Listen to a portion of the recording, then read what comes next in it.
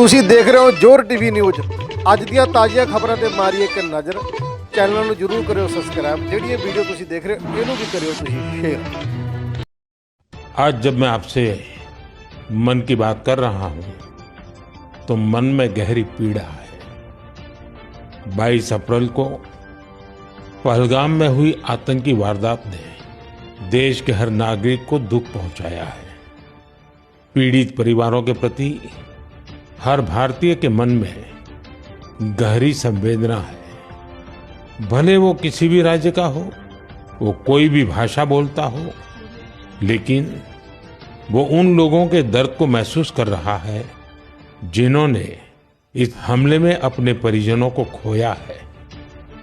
मुझे एहसास है हर भारतीय का खून आतंकी हमले की तस्वीरों को देखकर खौल रहा है। पहलगाम में हुआ ये हमला आतंक के सरपरस्तों की हताशा को दिखाता है, उनकी कायरता को दिखाता है। ऐसे समय में जब कश्मीर में शांति लौट रही थी, स्कूल कॉलेजों में एक वाइब्रेंसी थी, निर्माण कार्यों में अभूतपूर्व गति आई थी, लोकतंत्र मजबूत हो रहा था, पर्यटकों की संख्या में रिकॉर्ड बढ़ोतरी हो रही थी, लोगों की कमाई बढ़ रही थी, युवाओं के लिए नए अवसर तैयार हो रहे थे, देश के दुश्मनों को, जम्मू कश्मीर के दुश्मनों को ये रास नहीं आया। आतंकी और आतंक के आका चाहते हैं कश्मीर फिर से तबाह हो जाए और इसलिए इतनी बड़ी साजिश को अंजाम दिया।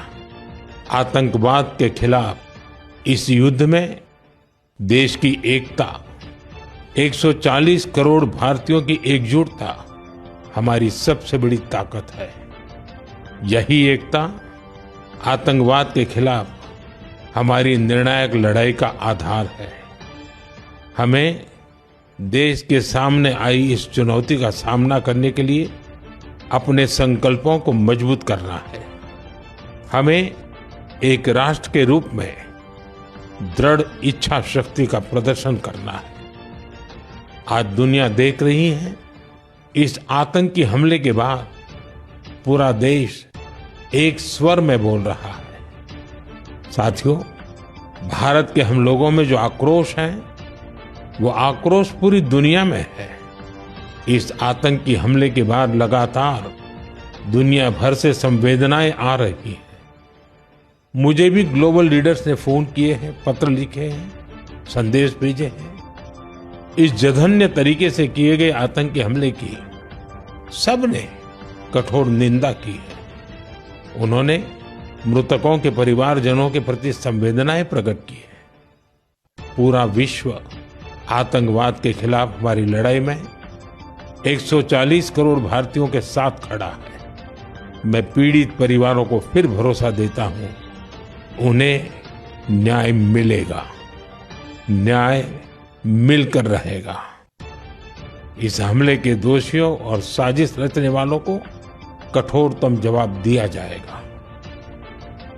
साथियों, 2 दिन पहले हमने देश के महान वैज्ञानिक डॉक्टर के कस्तूरीरंगन जी को खो दिया है। जब भी कस्तूरीरंगन जी से मुलाकात हुई, हम भारत के युवाओं के टैलेंट, आधुनिक शिक्षा, स्पेस साइंस ऐसे विषयों पर काफी चर्चा करते थे। विज्ञान, शिक्षा और भारत के अंतरिक्ष कार्यक्रम को नई ऊंचाई देने में उनके योगदान को हमेशा याद किया जाएगा। उनके नेतृत्व में इसरो को एक नई पहचान मिली। उनके मार्गदर्शन में जो स्पेस प्रोग्राम आगे बढ़े, उससे भारत के प्रयासों को ग्लोबल मान्यता मिली। आज भारत जिन सैटेलाइट्स का उपयोग करता है, उनमें से कई डॉक्टर कस्तूरीरंगन की देखरेख में ही लॉन्च की गई थी। उनके व्यक्तित्व की एक और बात बहुत खास थी, जिससे युवा पीढ़ी उनसे सीख सकती है। उन्होंने हमेशा इनोवेशन को महत्व दिया। कुछ नया सीखने, जानने और नया करने का विजन बहुत प्रेरित करने वाला है। डॉक्टर के कस्तूरीरंगन जी ने देश की नई राष्ट्रीय शिक्षा नीति तैयार करने में भी बहुत बड़ी भूमिका निभाई थी। डॉक्टर कस्तूरीरंगन 21वीं सदी की आधुनिक जरूरतों के मुताबिक फॉरवर्ड लुकिंग एजुकेशन का विचार लेकर आए थे। देश की निस्वार्थ सेवा और राष्ट्र निर्माण में उनके योगदान को हमेशा याद किया जाएगा। मैं डॉक्टर के कस्तूरीरंगन जी को विनम्र भाव से श्रद्धांजलि अर्पित करता हूं। मेरे प्यारे देशवासियों, इसी महीने अप्रैल में आर्यभट्ट सैटेलाइट की लॉन्चिंग के 50 वर्ष पूरे हुए हैं।